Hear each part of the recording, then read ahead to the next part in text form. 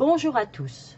Aujourd'hui, je vais vous apprendre à réaliser ces très jolis petits chaussons qui sont pour un bébé qui fait à peu près du 19-20 en pointure, d'accord? Donc en gros du 5 à 9 mois à peu près, parce que c'est quand même assez extensible. Pour cela, il vous faudra une paire d'aiguilles numéro 3, d'accord? Un passe-laine, une paire de ciseaux. Il n'y a pas d'augmentation, pas de diminution, rien du tout. Vous allez voir, c'est un simple rectangle. C'est réalisé avec des côtes 1-1 pour la partie qui monte. Et pour le pied en lui-même, ce sont des fausses côtes anglaises. Et pour cela, j'ai utilisé une laine Elsa mélangée, c'est-à-dire ceci, voilà, qui vient de chez Ziman. Et puis, qui est donc en 50% acrylique et 50% coton. Voilà. Donc sur ce, je vous dis à vos aiguilles. Numéro 3, n'oubliez pas quand vous montez vos mailles, très important, laissez un bon morceau de fil à la fin. D'accord? Une fois que vous avez monté toutes vos mailles, faites en sorte qu'il y ait un bon bout de fil. Ça va nous permettre de faire la couture au niveau du dos du chausson. D'accord? Eh bien, à vos aiguilles et à tout de suite. Pour commencer, nous allons monter 38 mailles sur des aiguilles numéro 3. Ensuite, nous allons tricoter 21 rangs au point élastique, c'est-à-dire en côte 1-1. D'accord? Donc, nous commençons par tricoter notre première maille puisque nous démarrons notre travail. D'accord? Et ensuite, tout simplement, une maille à l'envers, une maille à l'endroit, une maille à l'envers, une à l'endroit et ainsi de suite. D'accord? Donc nous allons faire ceci jusqu'à la fin de notre rang. On alterne. Une à l'endroit, une à l'envers. D'accord? Vous allez voir, c'est vraiment pas compliqué. Donc tout notre rang. Une fois notre premier rang effectué, maintenant nous allons travailler nos mailles telles qu'elles se présentent. D'accord? Là, j'ai une maille à l'endroit. Je la sors sans la tricoter. Je passe mon fil sous l'aiguille. J'ai une maille à l'envers. Je la tricote à l'envers. J'ai une maille à l'endroit. Elle est à l'endroit. À l'envers, donc à l'envers, et ainsi de suite. C'est ça le principe des côtes 1-1, tout simplement. Donc là, c'est notre deuxième rang. D'accord? Donc il nous en reste encore 19 à faire. Tout simplement. Pas d'augmentation, pas de diminution. Tout le long du chausson, vous verrez, il n'y a vraiment aucune diminution, aucune augmentation. Donc, je vous laisse terminer votre rang et en faire encore 19 autres. C'est cette partie-là, en fait, que nous sommes en train de faire. D'accord? Donc, vous pouvez choisir de la faire un peu plus haute si vous voulez pouvoir la replier sur elle-même. D'accord? Tout simplement, hein, au lieu d'en faire 21, vous en faites 42. Et ainsi, vous aurez la même quantité, ce qui fait que ça vous fera un joli retour au choix. Moi, j'ai choisi de laisser comme ça, d'accord? Mais c'est vrai que vous pouvez doubler. À ce moment-là, franchement, vous faites 42 rangs, il n'y a vraiment pas de souci. Donc, là, quoi qu'il en soit, je vous laisse faire donc vos 21 rangs au total. Et nous allons nous retrouver, nous en serons ici, à cette partie-là. D'accord? Donc, 21 rangs au total. Voilà les 21 rangs de côte 1-1 effectués, d'accord? Comme je vous le disais, ça correspond au haut du chausson. Maintenant, cette partie-là, ce sont des fausses côtes anglaises, d'accord? Et là, nous allons faire 18 rangs. Donc pour cela, on ne change pas d'aiguille, hein, toujours avec nos aiguilles numéro 3. Pas d'augmentation, pas de diminution, comme je vous le disais. On sort la maille lisière. La maille à l'envers, on la tricote à l'envers. Et la maille à l'endroit, on ne va pas la tricoter normalement, on va la piquer en son centre, comme ceci, d'accord? c'est vraiment au milieu. En temps normal, on la piquerait ici. Ok? Là, on pique dans la maille du dessous et on la tricote.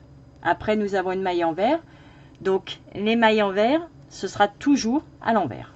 Donc là, tout simplement, la maille classique à l'envers. Et là, une maille à l'endroit. Donc, on prend, comme je vous le disais, celle de dessous et on la tricote à l'endroit. Maille envers à l'envers, maille endroit, on pique dans celle de dessous et on la tricote à l'endroit. Maille envers à l'envers et ainsi de suite. D'accord? Jusqu'à arriver à la fin de notre rang.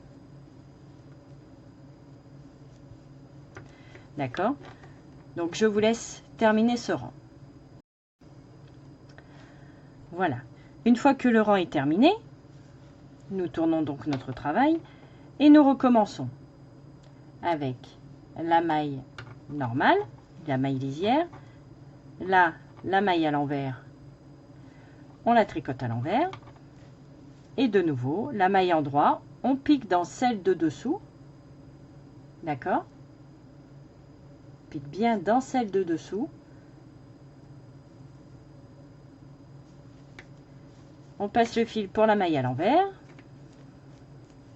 Et encore la maille à l'endroit, donc toujours pareil. La maille en dessous. Voilà, le fil il voulait pas se prendre. Hop, la maille à l'envers normalement. Et la maille à l'endroit. Hop. Voilà, d'accord? Et nous allons faire ceci donc pendant 18 rangs. Là, c'est notre deuxième. Donc, il nous en reste 16.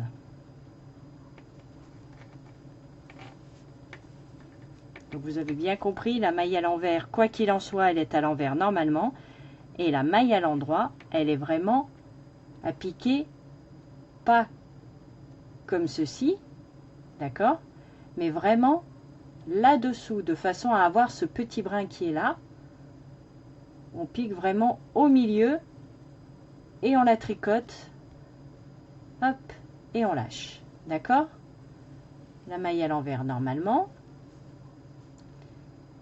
et rebelote, une maille à l'endroit, donc on voit bien le petit brin du haut de la maille et on pique vraiment dans la maille de dessous, ok? Donc là c'est notre deuxième rang comme je vous le disais, donc il nous en reste 16 à faire. Voici ce que vous devez obtenir.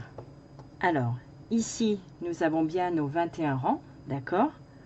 2, 4, 6, 8, 10, 12, 14, 16, 18, 20 et 21 ici, d'accord? Et à partir d'ici, nos 18 rangs. 1, 2, 3, 4, 5, 6, 7, 8, 9, 10, 11, 12, 13, 14, 15, 16, 17 et le 18e qui se cache là-dessous. D'accord? Donc, comme vous avez vu, il n'y a eu aucune augmentation, aucune diminution. C'est vraiment, nous avons monté nos 38 mailles. Nous avons fait notre partie de côte 1-1 et notre partie de fausse côte anglaise. D'accord? Ce qui nous donne ceci, les fausses côtes anglaises. Et bien maintenant, nous allons simplement arrêter nos mailles. Tout simplement. Pour cela, nous allons tricoter les mailles comme elles se présentent, mais la seule différence, c'est que cette fois-ci, nous allons arrêter notre travail. Donc, nous sortons la première maille, la suivante étant une maille à l'envers. Nous la tricotons à l'envers, nous repassons le fil et nous passons la maille d'avant par-dessus. D'accord? Celle-ci, c'est une maille à l'endroit. Donc, nous gardons le principe des fausses côtes anglaises, c'est-à-dire que nous piquons dans le cœur de la maille. D'accord? Comme nous l'avons fait jusqu'à maintenant, hein, pas ici. Nous ne la prenons pas normalement, nous la prenons bien dans le cœur de la maille d'avant. Nous la tricotons et nous passons simplement la maille d'avant par-dessus. D'accord? Là, nous avons une maille à l'envers. Nous passons notre fil, nous la tricotons à l'envers et nous passons la maille d'avant par-dessus. Voilà, de nouveau une maille à l'endroit, donc on pique dans celle de dessous, nous la tricotons et nous passons celle d'avant par-dessus. D'accord? Et nous allons faire ceci en fait jusqu'à ne plus avoir de maille, puisqu'à la dernière maille, nous pourrons couper notre fil. Donc comme je vous le disais, une fois qu'il vous reste la dernière maille, vous coupez un bon morceau de fil, puisque ce fil va servir pour faire cette couture-là. D'accord? Vous voyez que le fait de n'avoir aucune augmentation, aucune diminution, même si ça part en bombé sur les côtés, c'est normal puisque c'est le point qui fait ça. D'accord? Mais concrètement, on est droit, droit et droit. C'est vraiment, c'est un rectangle en fait. Hein. Donc là, on va couper un bon morceau de fil. Voilà. Et là, nous allons simplement passer notre fil dans la boucle.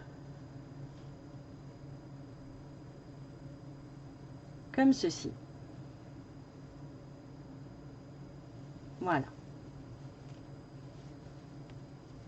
Vous voyez, c'est vraiment identique des deux côtés, ce qui nous fait un chausson totalement réversible. D'accord? Que ce soit vraiment d'un côté ou de l'autre, on a exactement le même résultat. Donc maintenant, nous allons prendre une aiguille passe-laine et nous allons faire notre couture. Comme je le dis toujours, chacun fait sa couture à sa façon. Je n'impose absolument rien, c'est vraiment comme vous avez l'habitude de le faire. Ok? Alors, hop. Moi personnellement, je sais que la petite tresse qu'il y a là, je vais coudre de façon à prendre le brin qui est à l'extérieur à chaque fois. D'accord? Ici et ici. De façon à ce que ces deux brins-là se retrouvent vraiment à l'intérieur, ce qui nous donnera ceci. Vous voyez? On n'a vraiment qu'un seul brin qui se voit et pas les deux. Mais après, vous faites vraiment comme vous avez l'habitude. Le principal, c'est d'avoir quand même une jolie couture qui soit le plus possible invisible. Donc chacun fait comme il l'entend, comme il sait faire, tout simplement. Voilà. Si vous décidez de faire comme moi, c'est vraiment le brin à l'extérieur d'un côté. Vous voyez, le brin à l'extérieur d'un côté qui rejoint le brin à l'extérieur de l'autre. Ici. D'accord? Et on recommence. Le brin extérieur ici qui rejoint le brin extérieur en face. D'accord? Et nous faisons ça tout le long pour vraiment fermer le dessous du pied. C'est d'ailleurs pour ça aussi que nous avons fait un arrêt de maille, maille par maille, que nous n'avons pas terminé avec 2 mailles ensemble à chaque fois par exemple, ou même de simplement passer notre aiguille dans chaque maille pour après serrer, parce que c'est ce qui va nous faire vraiment le fond du pied. Il faut que ce soit quand même droit. D'accord? Nous aurions fait les mailles 2 par 2, ou voire même récupérer les mailles avec l'aiguille pour bien serrer. On aurait eu un rond là au milieu, et concrètement, ça n'aurait pas fait joli du tout. Alors que là, vraiment, maille par maille, au moins, ça fait une bonne semelle. Donc, je vous laisse terminer de coudre cette partie-là. Et bien sûr, il faut coudre également cette partie-là. Voilà, la partie du fond est terminée. Vous voyez, par les brins extérieurs. Donc maintenant, nous récupérons notre fil, d'accord, du début de notre ouvrage. Et pareil, avec un passe-laine. Et là, comme je le dis à chaque fois, chacun fait vraiment comme il veut. Personnellement, je prends exactement pareil que pour le fond. C'est-à-dire, je vais récupérer cette petite boule qui est en face. D'accord? Hop. Si le petit fil veut bien se dégager. Et après, pareil, maille par maille. Hop là. Voilà. Vraiment, le brin qui est vraiment au bord. Et nous faisons les uns après les autres jusqu'à arriver complètement en bas.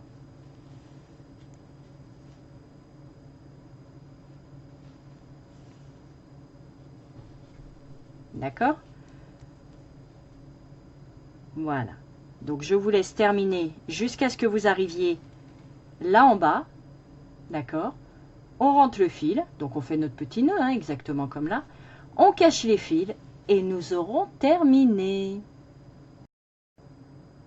Voici ce que cela donne donc une fois terminé. À plat, c'est vraiment, on dirait pas un chausson, c'est vrai, parce qu'il n'a pas vraiment la forme du pied. Mais pour cela, hop, je vous montre vraiment ce que ça donne quand on le met à un petit peton. Voilà. Et nous avons de jolies paires de chaussons.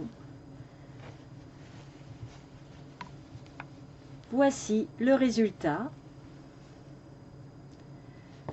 C'est agréable à faire, vous avez vu, c'est vraiment pas compliqué, c'est accessible à toutes et à tous.